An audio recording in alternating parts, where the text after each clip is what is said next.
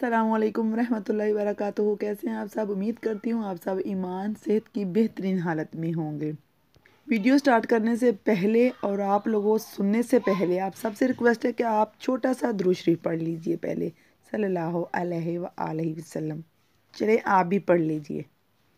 تو چلے ٹھیک ہے، آگے ہم ویڈیو کی طرف بڑھتے ہیں کہ شب برات ہے کیا؟ شب برات جو ہے وہ ہے کیا؟ شبان کیا مطلب ہے شبان کا؟ شبان کی جو 15ویں رات ہے اس کو شب برات کہا جاتا ہے، یعنی 14 اور 15 کی جو درمیانی رات کو شب برات کہتے ہیں۔ برات کا جو لفظی مطلب ہے نجات کی رات ہے۔ اس رات کی خصوصیت یہ ہے کہ اللہ تعالیٰ اپنے نیک بندوں کو اپنی خصوصی رحمت سے نوازتا ہے۔ اسی رات میں ہر کام کا فیصلہ ہوتا ہے۔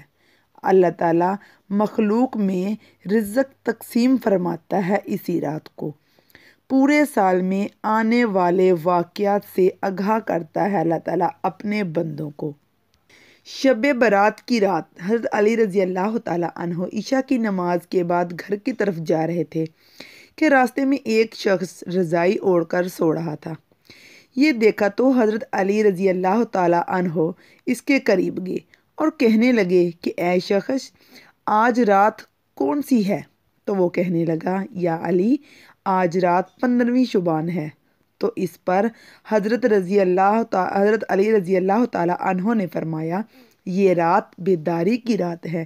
میں نے رسول صلی اللہ علیہ وآلہ وسلم سے سنا ہے کہ اس رات اللہ تعالیٰ آسمانوں کے فرشتوں کو حکم دیتا ہے کہ جاؤ زمین کی طرف، اور وہ فرشتے حضرت میکائیل علیہ السلام اور حضرت عزرائیل علیہ السلام کے پیچھے ہوتے ہیں۔ حضرت میکائیل علیہ السلام اور حضرت عزرائیل علیہ السلام ہر گھر میں آتے ہیں کیونکہ اللہ کا حکم ہوتا ہے، اس رات اگر کوئی میرا بندہ اپنے گناہوں کے لیے پچھتائے اور مجھ سے آنے والے وقت میں اپنے اچھے اعمال کا وعدہ کرے تو میکائیل علیہ السلام اس کی تقدیر میں درامین کر کے آنے والے سال میں زیادہ سے زیادہ رزق اور فراوانی لکھنا، یہ اللہ تعالیٰ کا حکم ہوتا ہے۔ اور حضرت عزرائیل علیہ السلام کے لیے حکم ہوتا ہے اللہ تعالیٰ کا کہ اے عزرائیل، ہر گھر جا کر تو دیکھ آنے والے سال میں جس جس گھر میں جو مرنے والا ہے اسے بتا کہ بیدار ہو کے اپنے اللہ کی عبادت کر، کیونکہ باقی اس کی زندگی میں اتنی سانسیں، اتنی دھڑکنیں موجود ہیں۔ اگر کوئی میرا بندہ اس رات اپنی زندگی میں میری عبادت کے لیے مجھ سے مہلت مانگے تو اس کی زندگی میں فراوانی لکھنا، اور اگر وہ آنے والی زندگی میں وہ مصیبتوں اور بیماریوں سے نجات مانگے تو اس کی آنے والی زندگی سے ہر مصیبت کو ختم کر دینا۔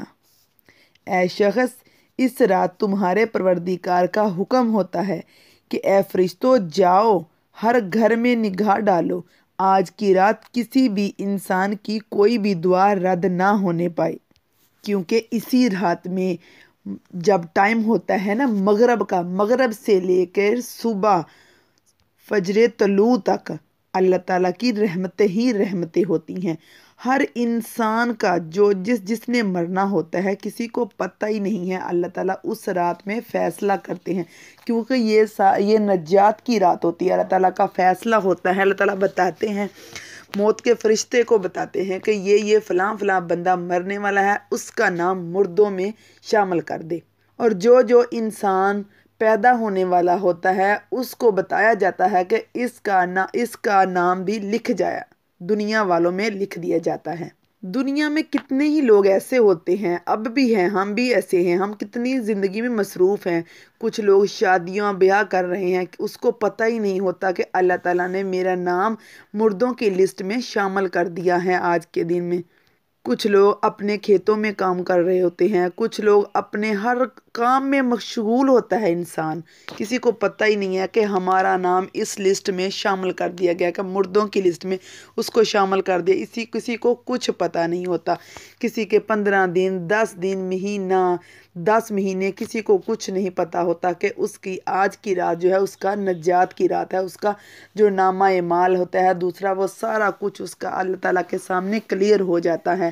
نامہ اعمال جو ہوتے ہیں اس وقت رات کو اللہ تعالیٰ کے سامنے پیش کیے جاتے ہیں۔